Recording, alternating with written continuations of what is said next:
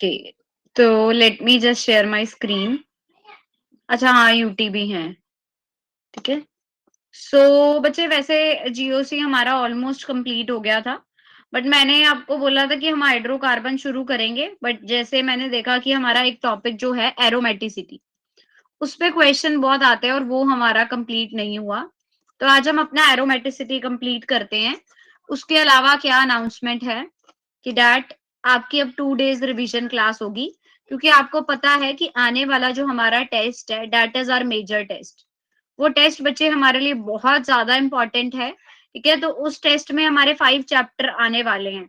तो आपको भी पता है 5 चैप्टर एक दिन में रिवाइज करना बहुत मुश्किल हो जाएगा। ठीक है ना, 5 chapter revise in a date would be difficult. तो हमने एक दिन की बजाय 3-2 चैप्टर का बफर रखा है। ठीक है, और वो हम फ्राइडे और सैटरडे दोनों दिन अब हमारी रिवाइज क्लास होगी, revision class, that is from 9 to 10:30। इसके अलावा आपकी रेगुलर क्लासेस नहीं रहेंगी फ्राइडे और सैटरडे को, मतलब कल और परसों। ओ सॉरी, फ्राइडे को तो हमारी केमिस्ट्री की होगी बच्चे 9 to 10:30, but on Saturday it would be 7 to 8:30 PM. Saturday को हमारी कितने बजे रहेगी? 7 से लेके 8:30 बजे तक। तो इन 2 क्लासेस में मैं आपको ये पांचों चैप्टर रिवाइज कराऊंगी, जीओसी, रिडॉक्स, उसके बाद थर्मो, ठीक है, और इक्विलिब्रियम के बच्चे दोनों पार्ट, केमिकल और आयोनिक। तो ये हम अपने फ्राइडे और सैटरडे की क्लास में रिवाइज करने वाले हैं। ठीक है, तो आज जो हमारा टॉपिक रहेगा that would based on the aromaticity. ठीक है, तो ये क्लास किसी ने भी मिस नहीं करनी। हाँ, 11 को भी है टेस्ट, मैं बता रही हूँ बच्चे। हमारा जो टेस्ट है वो एक टेस्ट 11 को भी है, वो भी एक मेजर टेस्ट रहेगा। बट मुझे ज्यादा स्कोप है कि बच्चे ये वाला टेस्ट ज्यादा प्रेफर करें।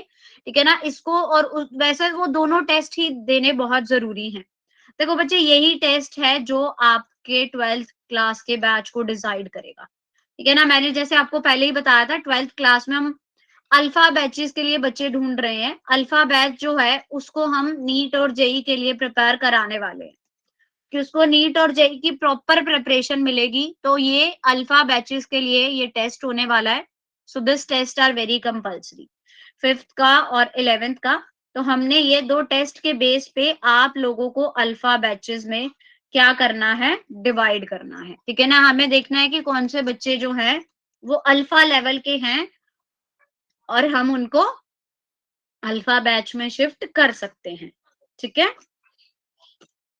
सो this test is really very important. इसीलिए बच्चे आपको पता है ये इतना इंपॉर्टेंट होगा, इसीलिए आपकी 2 डेज की रिवीजन क्लास लग रही है, फ्राइडे और सैटरडे की। ठीक है, तो कल हमारी एक रिवीजन क्लास होगी जो हम 9 टू 10:30 पीएम करेंगे। सैटरडे को फिर हम मिलेंगे 7 से 8:30 बजे। और मैथ्स और बायोलॉजी का वही ये वाला तो वही शेड्यूल है जो हमेशा फॉलो होता आ रहा है। 9 से 10:30 सुबह मैथ्स की, और 5 से 6:30 वही रिपीट क्लास। फिजिक्स की 7 टू 8:30, केमिस्ट्री की 9 टू 10:30। सैटरडे को 9 टू 10:30 मैथ्स बायो वो फिक्स है। केमिस्ट्री और फिजिक्स आपस में रिशफल हो गए। फिजिक्स की 9 टू 10:30 हो गई सैटरडे को, और केमिस्ट्री की 7 टू 8:30 हो जाएगी सैटरडे को। ठीक, अब बच्चे आज हम एक कॉन्सेप्ट करने वाले हैं दैट इज एरोमेटिसिटी। मैंने आप लोगों को एरोमेटिसिटी का एक रफ आइडिया दिया था जब भी मैंने आपको वो समझाया था रेजोनेंस। तो मैंने एरोमेटिसिटी में बोला था कि एरोमेटिक कंपाउंड कौन से होंगे जो 4n+2 पाई रूल को फॉलो करेंगे। ठीक है, ये थोड़ा सा मैंने आपको समझाया था ना कि एरोमेटिक कंपाउंड्स कौन से होते हैं जो 4n+2 पाई इलेक्ट्रॉन को फॉलो करते हैं। तो अब हम प्रॉपर एरोमेटिसिटी को थोड़ा सा डिटेल में करते हैं। तो एरोमेटिसिटी बेटा प्रॉपर्टी जनरली साइक्लिक कंपाउंड्स के थ्रू ही शो होती है, which possess delocalised electron in the pi orbital, जिनके पास पाई ऑर्बिटल हो और कोई प्लेनर ज्योमेट्री हो, उनकी जो ज्योमेट्री है वो प्लेनर हो, ताकि वो उसकी स्टेबिलिटी को क्या कर सके, इंक्रीज हो, ताकि उसकी स्टेबिलिटी क्या हो सके, इंक्रीज हो सके। तो केमिकल मीनिंग अगर हम पढ़े ना ऑफ द वर्ड एरोमेटिक, उसका क्या मतलब होता है, it certain kinds of chemical structure. कहीं ना कहीं एरोमेटिक का मतलब क्या है कि there are different kinds of chemical structures are present, mean certain kinds of chemical structure है। तो प्रॉपर्टी जो है साइक्लिक कंपाउंड की वो क्या पोसेस करती है, डीलोकलाइज्ड इलेक्ट्रॉन को in pi orbital and a planar geometry, उसके पास एक तो डीलोकलाइज्ड पाई ऑर्बिटल हो, प्लेनर ज्योमेट्री हो जो कि उसकी स्टेबिलिटी को और ज्यादा इंक्रीज करे। अब हम इसकी डिटेलिंग में पढ़ते हैं। हमारे जो कंपाउंड होते हैं ना बच्चे, वो 3 तरह के होते हैं। एक होता है एरोमेटिक, एक anti aromatic and then there will be a non aromatic. तो कई बार बच्चे कंफ्यूज हो जाते हैं कि एंटी एरोमेटिक और नॉन एरोमेटिक एक ही बात होगी। एक ही बात नहीं होती, there must be some different condition. इसकी डिफरेंट हमारे पास प्रॉपर्टीज या रूल्स रहते हैं। वो चीज अब हम स्टडी करेंगे कि एरोमेटिक क्या है, एंटी एरोमेटिक क्या है और नॉन एरोमेटिक क्या है। तो एरोमेटिसिटी किस किस मॉलिक्यूल में होगी? सबसे पहले साइक्लिक कंपाउंड होना चाहिए जिसके पास डीलोकलाइज्ड इलेक्ट्रॉन हो पाई ऑर्बिटल में, यानी उसके पास पाई इलेक्ट्रॉन होने, डीलोकलाइज्ड इलेक्ट्रॉन होने चाहिए पाई ऑर्बिटल में, और उसकी ज्योमेट्री कैसी होनी चाहिए? प्लेनर। ठीक है, and it's geometry should be planar. तो ये प्रॉपर्टी है एरोमेटिसिटी के लिए। और क्या कंडीशन रहेगी, और फर्दर कंडीशंस हम पढ़ेंगे।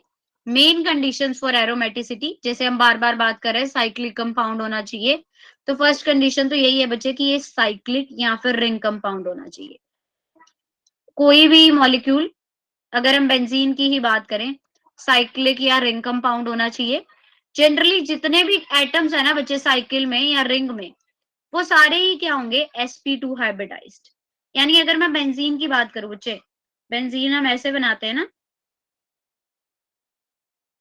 तो ये है हमारा कार्बन, ये कार्बन है, फिर हमारे पास दिस कार्बन, कार्बन यहाँ पे कार्बन है, कार्बन।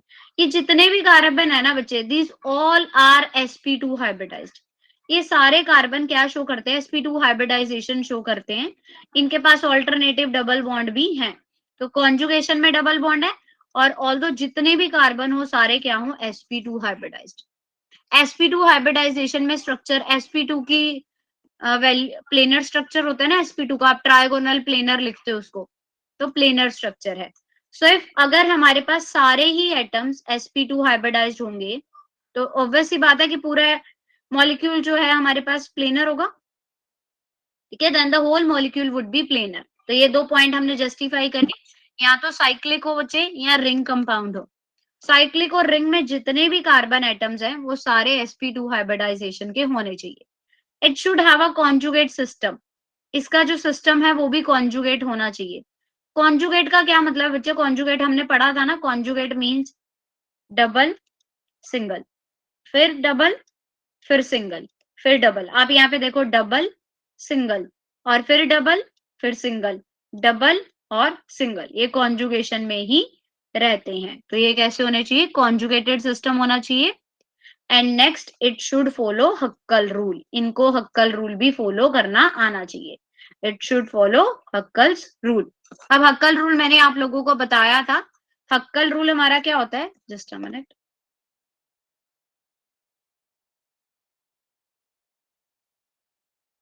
एक second, let me give me a moment.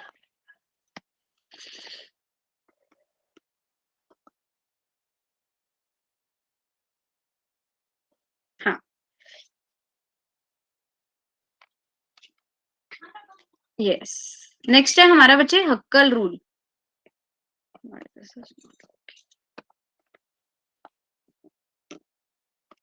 Just a minute.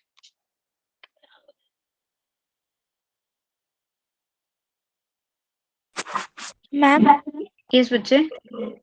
Ma'am जो चैप्टर 4 था केमिकल बॉन्डिंग, उसका नोट्स मिलेगा? बिल्कुल, आपको बिटली लिंक पे नहीं मिला सृष्टि? नो मैम, उस पर गए थे पर उस पर सिर्फ टर्म 2 का आ रहा था। नहीं नहीं, मेरे वाले में देखो, मैं आपको बताती हूँ। See, good evening Madhu, just a minute.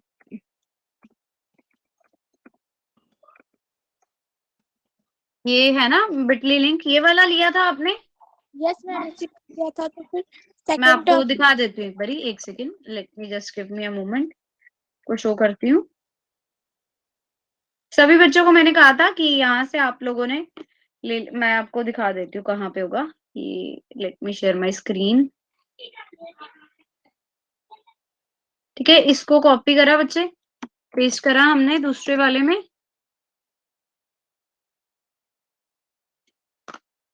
Chemical bonding का, ये देखो बच्चे, स्टेट ऑफ मैटर से पहले सेट 2 है ना,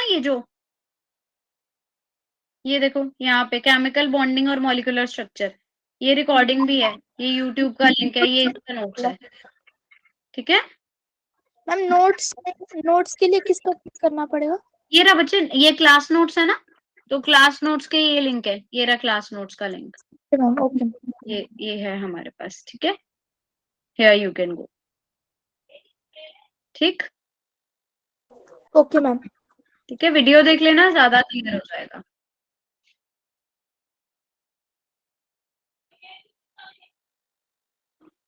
okay, let me share once again that window जो हम कर रहे थे, ठीक है। अब हमें बच्चा हक्कल रूल करना है। हक्कल रूल मैंने आप लोगों को बताया था कि जिसके पास क्या हो, 4n+2 पाई इलेक्ट्रॉन हो, यानी it helps us to determine aromaticity कि कोई कंपाउंड साइक्लिक है, प्लेनर भी है, कॉन्जुगेटेड मॉलिक्यूल है उसके पास, फिर आप क्या देखोगे कि क्या वो 4n+2 पाई इलेक्ट्रॉन को फॉलो कर रहा है, यानी 4n+2 पाई इलेक्ट्रॉन होने चाहिए उसके पास। अब अगर हम बेंजीन की बात करें, बेंजीन के पास 6 पाई इलेक्ट्रॉन है, 1 double bond means 2 pi electron, तो n की वैल्यू अगर 1 पुट कर दो तो 4+2 पाई इलेक्ट्रॉन यानी 6 पाई इलेक्ट्रॉन, तो 6 pi electron will come under the category of aromatic compound. इसी वजह से हम इसको क्या बोलते हैं कि ये हमारा एरोमेटिक नेचर का है। क्लियर हुआ ये सबको aromatic? Yes ma'am. So this is aromatic compound. फिर ये हमारे पास जो हक्कल रूल फॉलो करे, कॉन्जुगेटेड सिस्टम हमें पता ही था। अब हम बात करेंगे बच्चे एंटी एरोमेटिक कंपाउंड्स की। Now the next one is anti aromatic compound. अब एंटी एरोमेटिसिटी के लिए क्या क्या कंडीशन होगी? ये साइक्लिक होगा, रिंग कंपाउंड होगा, फर्स्ट वाली सेम है।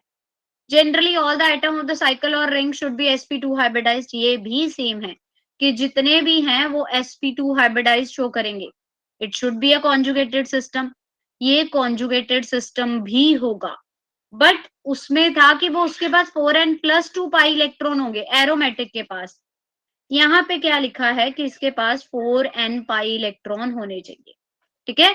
और n इसके लिए 1 2 3 हो सकता है, बट n कांट बी 0। अगर 0 हो जाएंगे तो बेटा 4 × 0 0 पाई इलेक्ट्रॉन, और 0 पाई इलेक्ट्रॉन वाला फिर एरोमेटिक करेक्टर को नहीं शो करेगा। तो इसके पास कैसे होने चाहिए? 4n पाई इलेक्ट्रॉन होने चाहिए।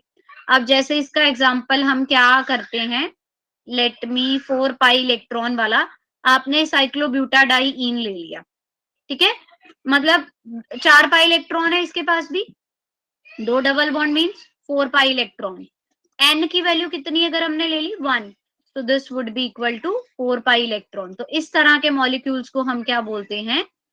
एंटी एरोमेटिक, ठीक है, it is considered as anti aromatic compound. Clear हुआ? और किस किस को क्लियर है? Give me high five. Srishti को, मधु को और एकता को भी। वेरी गुड बच्चे, वेरी गुड। बनी को क्लियर है, तान्या को क्लियर है।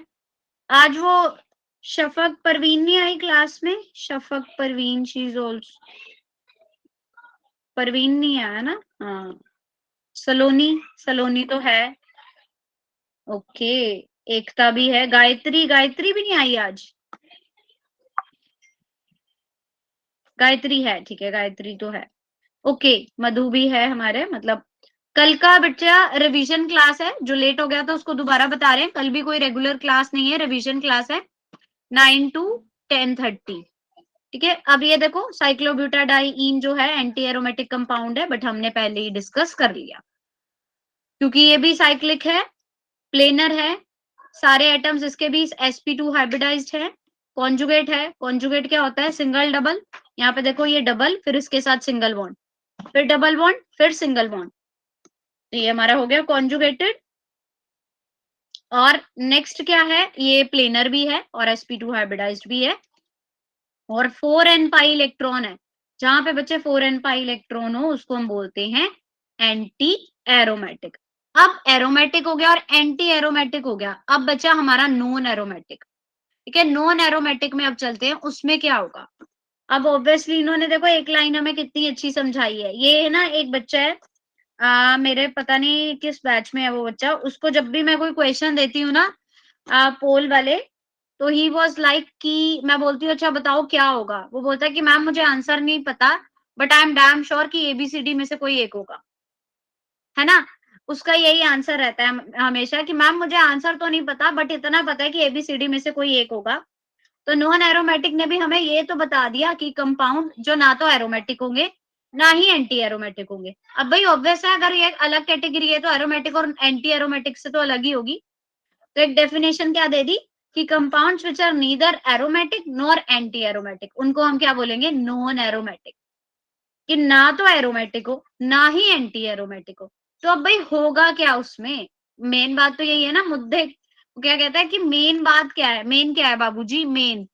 तो मेन क्या होगा उसमें, अगर कोई स्ट्रक्चर दोनों में से even a single rule of either non either aromatic और नॉन एरोमेटिक, ठीक है, कोई भी एक सिंगल रूल भी नहीं फॉलो कर पाता ना, तो उसको हम क्या बोलते हैं, नॉन एरोमेटिक कंपाउंड है। ठीक है, that would be considered as non aromatic compound. अब जैसे हम टेस्ट लेते हैं ना, तो हमने ना टेस्ट के क्राइटेरिया रखे हुए हैं कि ए प्लस ए, बी प्लस और बी, जो इन चारों क्राइटेरियाज को पास नहीं कर पाता तो हम उसको एनक्यू लिखते हैं कि दिस इज नॉन क्वालिफाइड, क्या ना, नॉट क्वालिफाइड हो गया। ऐसे ही अब उन्होंने क्या बोला कि कोई भी एक ऐसा स्ट्रक्चर जो एरोमेटिक या फिर एंटी एरोमेटिक, दोनों का अगर एक रूल भी फॉलो नहीं कर पाता ना, even a single rule, then it would be considered as non aromatic compound. तो उसको हम क्या बोलते हैं कि वो नॉन एरोमेटिक कंपाउंड है। ठीक है, जैसे कि ये एग्जांपल है, अब ये साइक्लिक कंपाउंड नहीं है, it is not a cyclic compound, तो ना तो ये एरोमेटिक होगा ना ही एंटी एरोमेटिक होगा, तो ये किस तरह का कंपाउंड हो गया, non aromatic. Generally non aromatic में बच्चे वही आते हैं जो साइक्लिक कंपाउंड ना हो। फिर अगर आपको लगता है कि कोई साइक्लिक कंपाउंड है, तो फिर आप देखो कि क्या वो 4n+2 पाई इलेक्ट्रॉन या 4n पाई इलेक्ट्रॉन रूल को फॉलो कर रहा है। अगर ये फॉलो नहीं कर रहे तो भी वो क्या हो जाएगा, नॉन एरोमेटिक नेचर का आ जाएगा। Got my point? यस, यहां तक सबको क्लियर है? किसी को कोई दिक्कत परेशानी इसी में? यस,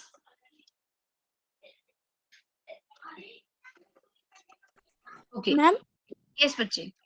मैम एक बार उस एग्जांपल में मतलब 4n+5 वाला रूल और 4n वाला रूल एक बार लगा के बता दीजिए। देखो बच्चे 4n+2 पाई इलेक्ट्रॉन क्या होते हैं कि एक डबल बॉन्ड होता है ना, उसके पास 2 पाई इलेक्ट्रॉन होते हैं। ठीक है, when there is a one double bond, उसके पास क्या होंगे, 2 पाई इलेक्ट्रॉन होंगे। और अगर हम बात करें ट्रिपल बॉन्ड की, तो क्या कोई बता सकता है कि ट्रिपल बॉन्ड के पास कितने पाई इलेक्ट्रॉन होंगे? Yes, anyone? Ma'am 2। Ma'am. Triple bond के पास बच्चे 2। यस, बिल्कुल सही बच्चे, ट्रिपल बॉन्ड Yes, हमारे ma'am. पास 2 पाई इलेक्ट्रॉन ही फॉलो कर रहा है, तो यानी इसके पास 2 पाई इलेक्ट्रॉन है। ठीक है, तो 4n+2 पाई वाला रूल तो लग रहा है यहाँ पे, n को अगर आप 0 ले लो, 2 पाई इलेक्ट्रॉन, तो इसके अकॉर्डिंग इसमें हक्कल रूल तो लग रहा है, बट हक्कल रूल के साथ साथ उसको साइक्लिक भी होना चाहिए था, बट ये साइक्लिक तो नहीं है, तो ये हमारे पास क्या आ जाएगा, नॉन एरोमेटिक कंपाउंड।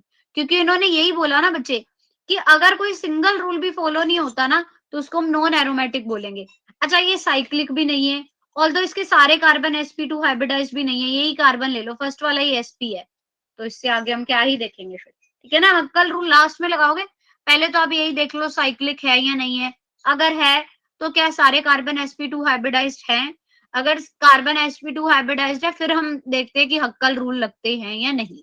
ठीक, अब देखो इन्होंने बोला कि हमारे पास एक कंपाउंड है साइक्लोप्रोपीन, प्रोपीन मतलब 3 कार्बन, साइक्लोप्रोपीन, ये चीज, ये एरोमेटिक होगा, एंटी एरोमेटिक होगा या फिर नॉन एरोमेटिक होगा। ठीक है, ए बी सी मैं इसमें आपको एग्जांपल दे रही हूँ ए बी सी का, तो वो पोल में रेस करूंगी, तो आप लोगों ने सोच समझ के इसका आंसर देना है, ठीक है।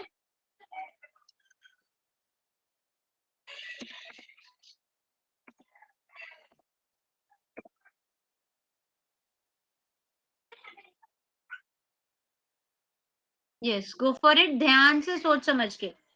साइक्लोप्रोपीन,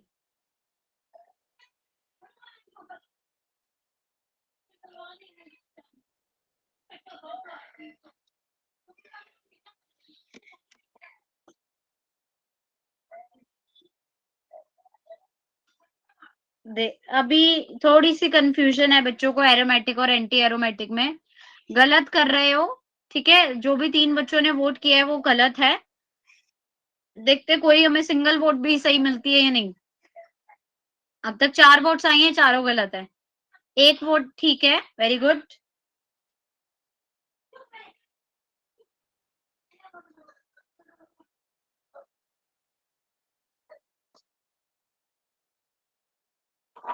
गुड, 2 स्टूडेंट सही बोल रहे हैं, बिल्कुल, very good.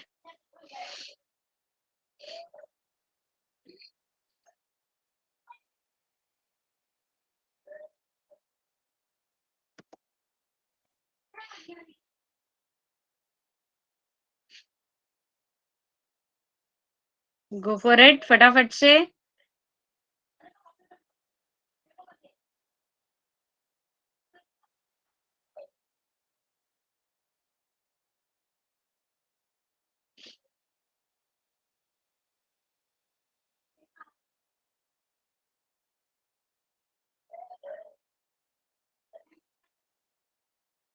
Okay, only 2 votes to the correct option.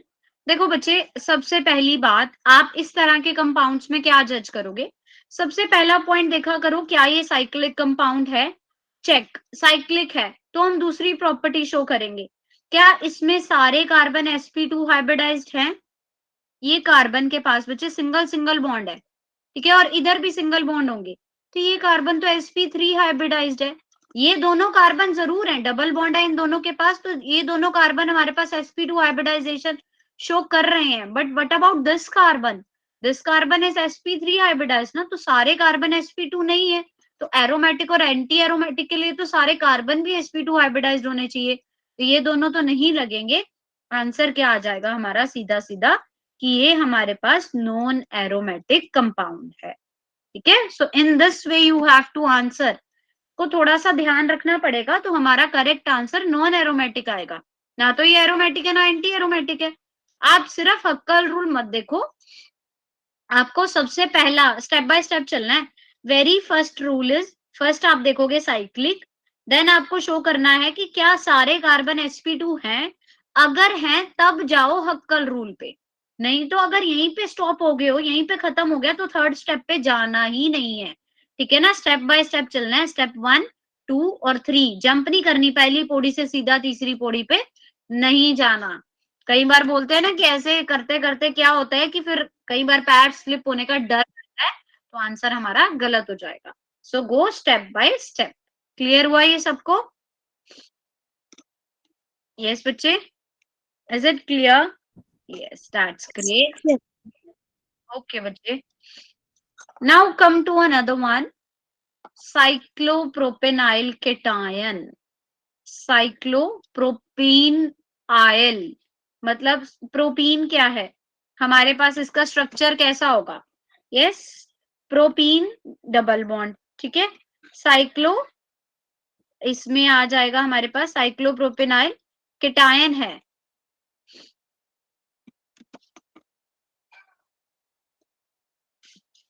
उस पे हमारे पास पॉजिटिव चार्ज भी है, ठीक है। तो ये हमें बताना है कि ये क्या साइक्लिक है, क्या रहेगा इस पे। ये क्या फॉलो करेगा? ये एरोमेटिक है, एंटी एरोमेटिक है या नॉन एरोमेटिक है? अब ये प्लस चार्ज का बहुत इफेक्ट पड़ेगा इस पे, प्लस चार्ज की वजह से कार्बन की हाइब्रिडाइजेशन चेंज होगी, तो यही चीज हमें देखनी है कि साइक्लोप्रोपेनाइल केटायन की वजह से इसका क्या आंसर होना चाहिए। ए है हमारा एरोमेटिक, बी है हमारा एंटी एरोमेटिक, सी है हमारा बच्चे नॉन एरोमेटिक। तो अब इन तीनों में से क्या हो जाएगा वो हमें देखना है। ठीक है, केटायन और एनायन पे बहुत क्वेश्चन आते हैं, तो एक सिंपल सा हमारे पास है क्वेश्चन। देखो इसको सोच समझ के करने का आप ट्राई करना। हाइब्रिडाइजेशन का देखो क्या इफेक्ट पड़ता है किसी पॉजिटिव चार्ज के होने से।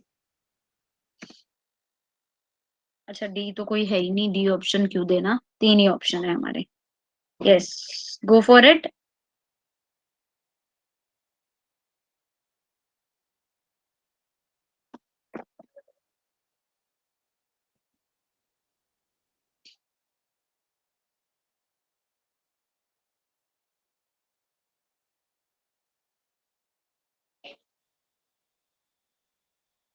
Yes, okay, only one vote.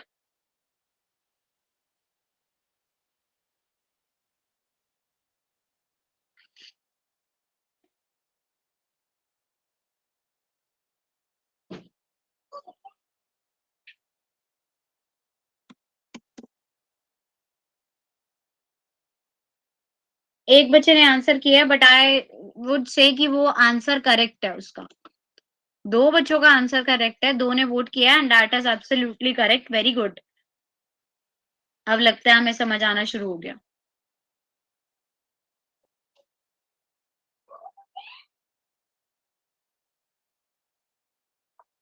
Very good सृष्टि।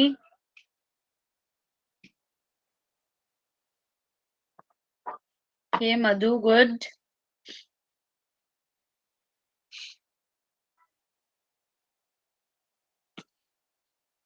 फटाफट से वोट करो।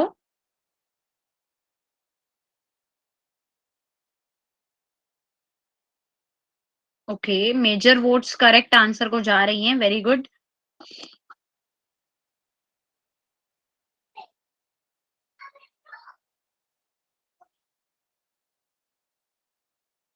देखो इसका बच्चे ए होगा एरोमेटिक, सबसे पहली बात वही साइक्लिक है। ठीक है, अब कार्बन पे पॉजिटिव चार्ज है, यानी पॉजिटिव चार्ज एक दो तीन, और इसके पास भी फिर ये पॉजिटिव आ गया, तो ये कार्बन sp3 नहीं फिर sp2 हाइब्रिडाइजेशन शो करेगा। सारे कार्बन ही हमारे पास sp2 हाइब्रिडाइजेशन शो कर रहे हैं। अच्छा 4n+2 pi electron rule follow हो रहा है क्योंकि ए की 2 पाई इलेक्ट्रॉन है आपके पास, तो अगर आप n को 0 ले लो इट मींस 2 पाई इलेक्ट्रॉन। ये किसको फॉलो कर रही है, एरोमेटिक कंपाउंड को। हक्कल रूल फॉलो हो रहा है, साइक्लिक है, कार्बन sp2 हाइब्रिडाइज्ड है, प्लेनर है, कार्बोकेटायन में हमने पढ़ा था is considered in a p orbital, carbocation sp2 hybridised carbon show करता है। ठीक है ना, इंटरमीडिएट में हमने पढ़े थे, कार्बोकेटायन का हमने पढ़ा था, CH3 पॉजिटिव भी हो तो वो sp2 हाइब्रिडाइज्ड होता है, और ये ओवरलैप भी कर रहा है, डबल बॉन्ड है इसके पास कॉन्जुगेटिव में। 1 पाई बॉन्ड मतलब 2 पाई इलेक्ट्रॉन, तो 4n+2 में अगर n 0 है तो 2 pi electron means it is showing 4n+2 pi electron rule. Hückel rule ये ओबे कर रही है, that's why cyclopropenyl cation is an aromatic compound. तो हमारा आंसर क्या आ जाएगा कि ये एरोमेटिक नेचर के हैं। क्लियर। अब हमें देखना है कि इसमें से कौन सा कंपाउंड जो है एरोमेटिक, एंटी एरोमेटिक और नॉन एरोमेटिक है। साइक्लोप्रोपेनाइल एनायन, अब आपके पास क्या है, नेगेटिव चार्ज है, कार्बन एनायन वाली फॉर्म है, तो कार्बन एनायन में कार्बन की हाइब्रिडाइजेशन अगर आप लोगों को याद हो तो you can easily answer this कि एरोमेटिक है, एंटी है या नॉन है, ए बी और सी। गो फॉर इट, एक बार इसको भी करने का ट्राई करो। कार्बन एनायन में क्या रहता है हमारे पास, let me just raise the poll once again.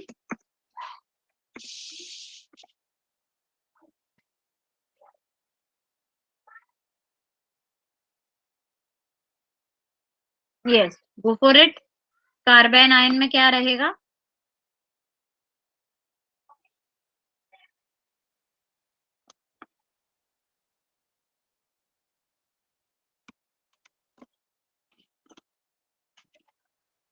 Very good, एक एक। ठीक है, done Srishti, very good.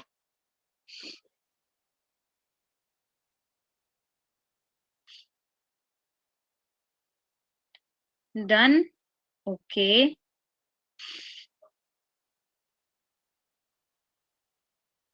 Very good, सही आंसर को वोट्स मिल रही हैं।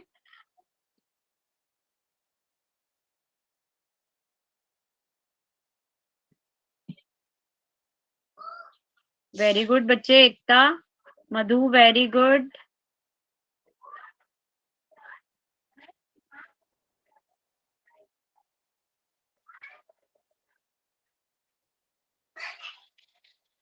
बिल्कुल, हाँ, सृष्टि बिल्कुल सही है बेटा, बी है, बी ही आंसर होगा। एंटी एरोमेटिक कैसे होगा, देखो कार्बन तो sp2 हाइब्रिडाइज्ड है, सारे ही कार्बन sp2 है, साइक्लिक ये है, टिक। अब हमें देखना है कितने पाई इलेक्ट्रॉन है बच्चे, नेगेटिव का मतलब होता है 2 पाई इलेक्ट्रॉन, डबल बॉन्ड का मतलब है 2 पाई इलेक्ट्रॉन, मतलब टोटल आपके पास 4 पाई इलेक्ट्रॉन है।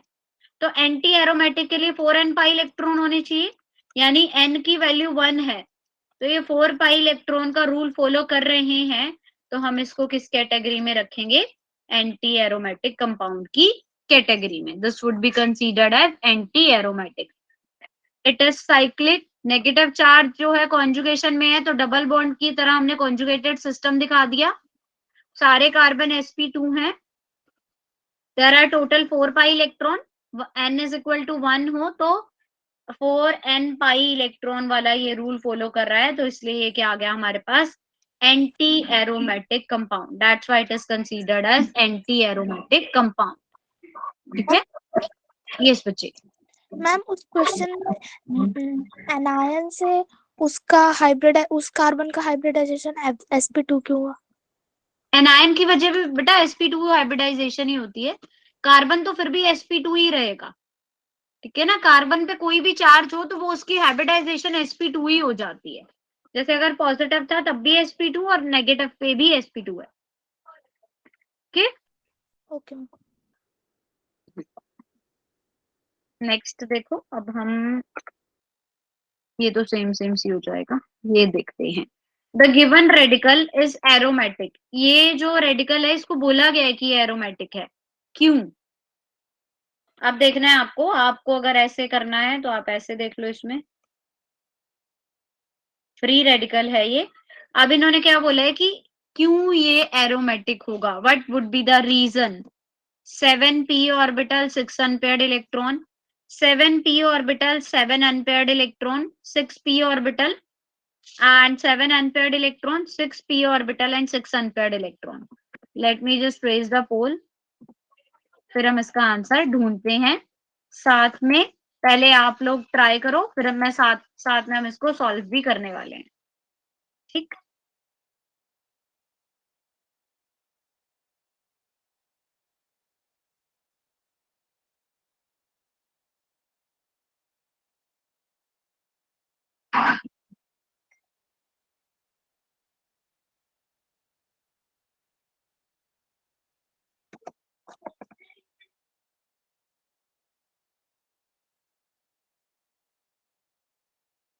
ओके,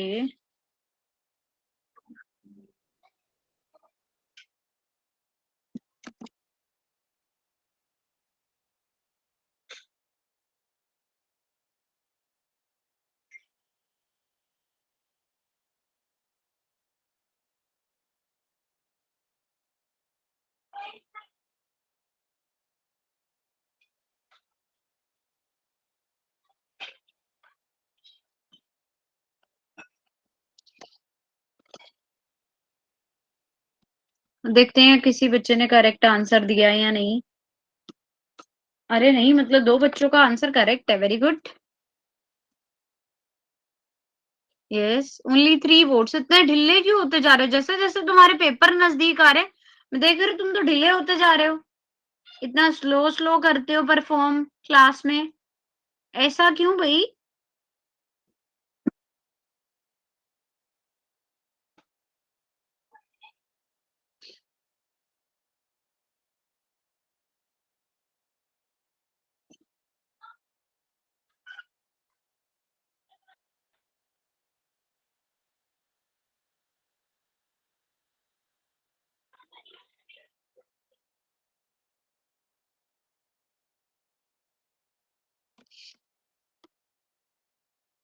यस, ठीक है, तो 3 votes to the option number D.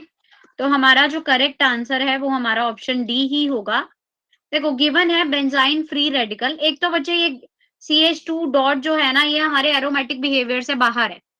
Aromaticity हम ये सिर्फ साइक्लिक कंपाउंड में जज करेंगे, तो हमें फ्री रेडिकल से कोई कंसर्न नहीं है। तो सबसे पहली बात तो यही समझ जानी चाहिए हमें कि we are not having any concern with CH2 dot वाले ग्रुप से। अब ये है हमारे पास, इसके पास भी बच्चे 6 p ऑर्बिटल है, ठीक है, हर एक कार्बन है। Every carbon is sp2 hybridized, 6 p orbital हो गए और 6 ही इसके पास क्या है, अनपेयर्ड इलेक्ट्रॉन है, ठीक है ना। और अनपेयर्ड इलेक्ट्रॉन भी इसके पास कितने हैं, 6 हैं। Free radical is present in p orbital and is non-contributing towards the aromaticity, तो इसकी तो कंट्रीब्यूशन है नहीं है। अब हक्कल रूल फॉलो कर रहा है, वो साइक्लिक है, प्लेनर है, 4n+2, मतलब उसके पास कितने हैं, हमारे पास n की वैल्यू अगर हम 1 रखें तो 6 पाई इलेक्ट्रॉन है, तो हम क्या बोलेंगे कि 6 पाई इलेक्ट्रॉन ये फॉलो कर रहा है। तो एरोमेटिक है, given free radical is aromatic because of benzene present in and it has 6 p orbital और 6 ही उसके पास क्या होंगे, अनपेयर्ड इलेक्ट्रॉन। ठीक, दैट्स व्हाई हम सिर्फ बेंजीन को ही देखेंगे। इंटरमीडिएट तो हमने कर ही लिए थे। अब हमारे पास कार्बीन, बेंजाइन और नाइट्रीन भी है, उनको एक बार हम देखते हैं। ये सब हमने कर लिया है, इसको हम बार बार नहीं करने वाले। Let's come to carbene, benzene and नाइट्रीन। Carbene क्या होता है बच्चे, कार्बीन एक न्यूट्रल सब्सटेंस है with just 6 valence electron on the carbon atom, जिसमें कार्बन के पास सिर्फ 6 वैलेंस इलेक्ट्रॉन होते हैं, मतलब 2 hydrogen along with 1 lone pair. Carbene, उसको हम क्या बोलते हैं, कार्बीन है ये, ठीक है। Carbene are neutral species with just 6 valence electron on the carbon atom. Carbon atom के पास 6 वैलेंस इलेक्ट्रॉन है, मतलब इसका भी ऑक्टेट कंप्लीट नहीं है। So you can also keep it in the category of electron deficient compound. हम इसको इलेक्ट्रॉन डेफिशिएंट की कैटेगरी में भी रख सकते हैं, ठीक।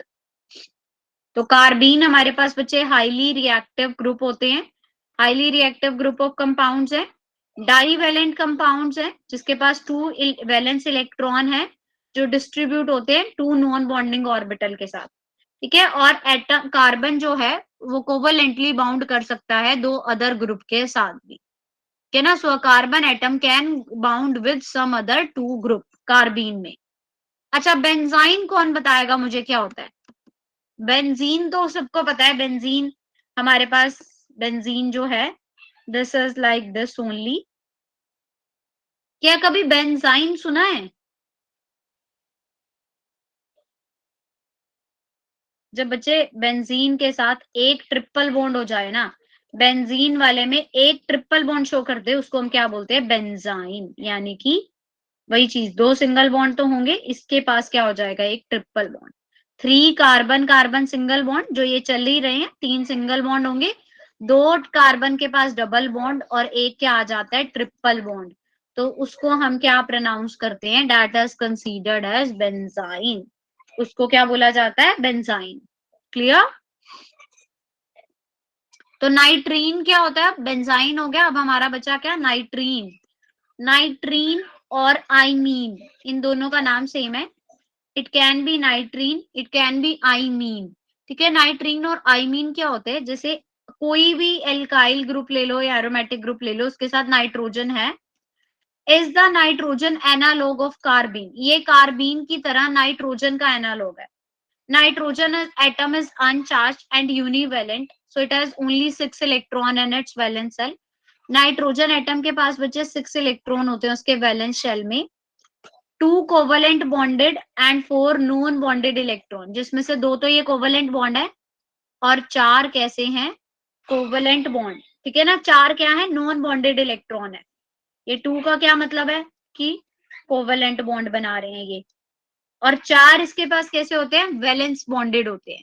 4 आर नॉन बॉन्डेड इलेक्ट्रॉन, इसलिए इसको हम एज अ इलेक्ट्रोफाइल भी कंसीडर करते हैं, पर इसका ऑक्टेट कंप्लीट नहीं होता, so it has a unsatisfied octet as well. तो नाइट्रीन क्या होता है, नाइट्रीन और आई मीन क्या है, हमारे पास RN ग्रुप है।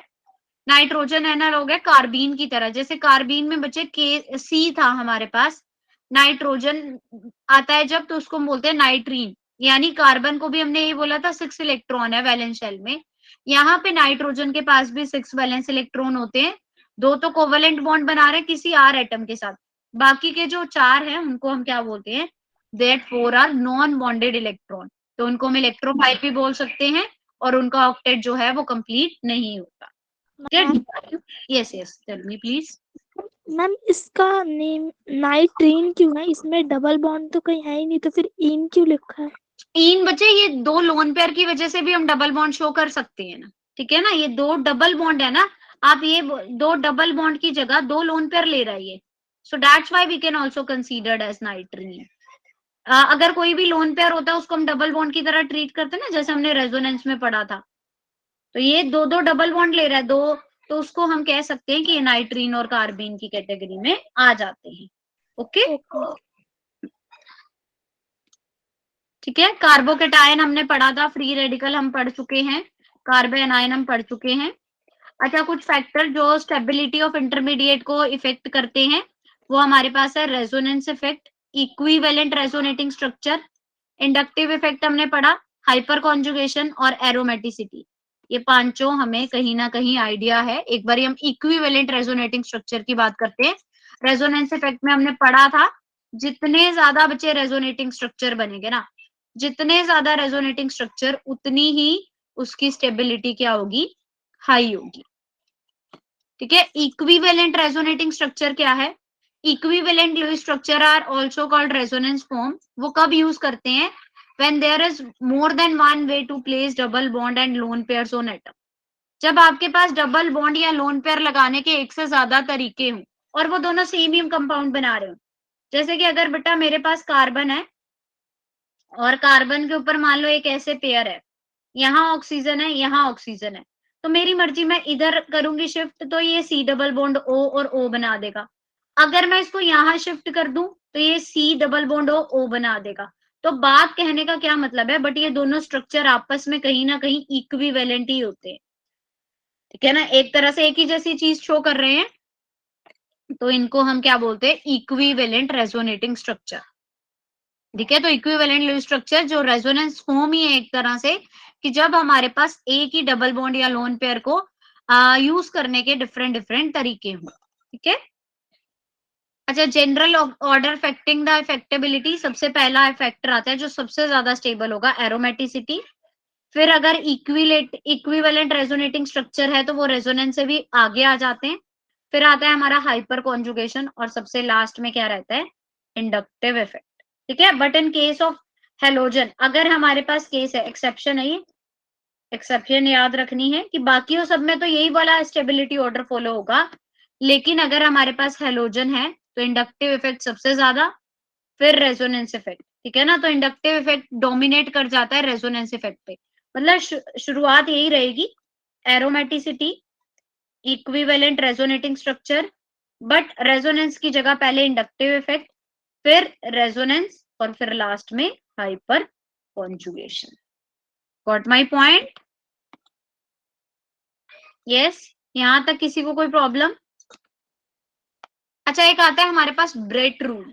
ब्रेट रूल में क्या होता है, बाईसाइक्लिक मॉलिक्यूल्स होते हैं जिनके पास एक ब्रिज रहता है, having a bridge can not have bridge head carbon, but उनके पास कोई ब्रिज हेड कार्बन ना हो, बट सारे कार्बन क्या हो, sp2 हाइब्रिडाइज्ड कार्बन हो। ठीक है, मल्टीपल बॉन्ड कार्बोकेटायन हो जाते हैं, ये ट्रांजिशन स्टेट में इनकी एक लेसर डिग्री होती है, तो फ्री रेडिकल को हम प्लेस नहीं करते ब्रिज हेड कार्बन पे। अच्छा, ये इसका एक एग्जांपल के थ्रू, जैसे ये होते हैं ना बच्चे, ये आपने देखे होंगे इस तरह के कार्बन को, ऐसे वालों को, इनको हम क्या बोलते हैं, दीज आर कंसीडर्ड एज, ये जो कार्बन होता है ना, ये इसको आप ब्रिज हेड कार्बन भी बोल सकते हो। ये हमारे पास क्या होता है, ब्रिज हेड कार्बन। तो इस तरह के जो कंपाउंड्स होते हैं उसमें हम ब्रेट रूल लगाते हैं कि bicyclic molecule having a bridge, उनके पास ब्रिज है, बट कईयों के पास ब्रिज हेड कार्बन जो है वो एज sp2 कार्बन नहीं है, वो sp2 कार्बन हो भी सकता है और नहीं भी। ठीक है, अब जैसे ये sp3 है बच्चे, 1 2 और सिंगल बॉन्ड, यहाँ पे CH प्रॉपरली बनेगा तो ये कार्बन sp3 हाइब्रिडाइजेशन शो करेगा, तो इनको हम क्या बोलते हैं कि बाइसाइक्लिक कंपाउंड्स के पास ब्रिज है, ब्रिज हेड कार्बन पर उनका sp2 हाइब्रिडाइजेशन शो नहीं करता। मल्टीपल बॉन्ड कार्बोकेटाइन भी हो सकते हैं, इनकी transition state and to a lesser degree free radical can not place at the bridge head of a bridging ring system. आप यहाँ पे कोई फ्री रेडिकल नहीं लगा सकते। हम कार्बोकेटाइन या कार्बो एनायन तो लगा सकते हैं हेडिंग पे, बट हम फ्री रेडिकल को नहीं लगाते, यानी जिसके पास सिंगल इलेक्ट्रॉन हो। और ये फ्यूज्ड रिंग सिस्टम के लिए और रिंग विद 8 और मोर कार्बन एटम के लिए वेरिएबल नहीं है। 8 से ज्यादा रिंग अगर कार्बन हो रिंग में, ब्रेट रूल फॉलो नहीं करता। ठीक है। अच्छा, अगर हमें इनकी कंपेयर करनी हो स्टेबिलिटी तो कैसे करेंगे, एक ये क्वेश्चन करके देखते हैं। Just a minute.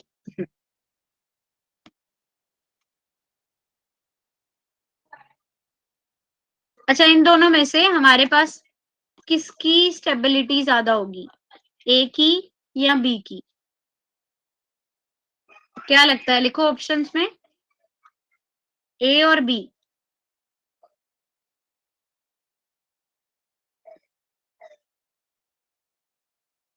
कुछ कह रहे हैं बी, कुछ कह रहे हैं ए।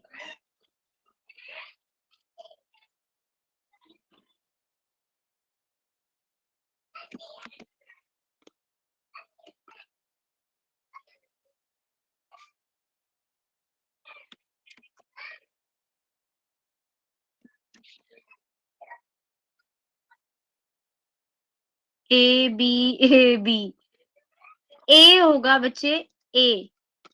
ठीक है, अब देखो क्यों होगा ए।